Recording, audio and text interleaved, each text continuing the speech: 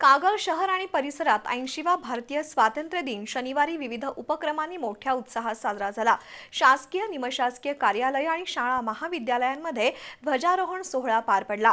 स्वातंत्र्य दिनानिमित्त संपूर्ण शहर तिरंगी ध्वजात रंगून गेलं होतं। तसंच देशभक्तीच्या घोषणा आणि गीतांनी शहर परिसर दुमदुमून गेला होता। कागलमध्ये शासकीय मध्यवर्ती कार्यालयाच्या परिसरात शासकीय ध्वजारोहण सोहळा संपन्न झाला। तहसीलदार अमरदीप वाकडे यांच्या हस्ते ध्वजारोहण करण्यात आलं। कागल पोलीस दलाच्या वतीनं ध्वजाला सलामी देण्यात आली। पोलीस उपनिरीक्षक रमेश तावरे यांच्या नेतृत्वाखाली पोलीस दलानं संचलन केलं। यावेळी ज्येष्ठ स्वातंत्र्य सेनानी SR पाटील, निवासी नायब तहसीलदार राजेंद्र यादव, सुशांत गिरगावकर, ज्ञानेश्वर शेळकंदे, पुरवठा अधिकारी सुलोचना तोडसम, भैया माने, मुख्याधिकारी अजय पाटणकर यांच्यासह अधिकारी, शिक्षक, विद्यार्थी आणि नागरिक उपस्थित होते। कागल नगर परिषदेत उपनगराध्यक्ष जयवंत रावण यांच्या हस्ते ध्वजारोहण सोहळा पार पडला।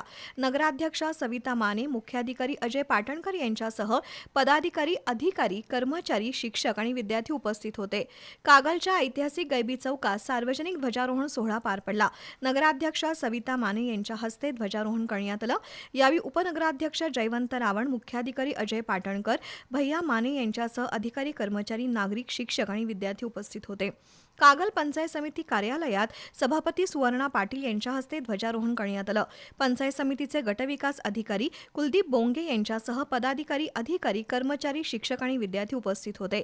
कागल दिवाणी न्यायालय, कागल पोलीस ठाणे, सार्वजनिक बांधकाम विभाग, तालुका कृषी कार्यालय, पाटबंधारे विभाग, कागल ST आगारासह शाळा महाविद्यालयांमध्ये ध्वजारोहण सोहळा मोठ्या उत्साहात पार पडला।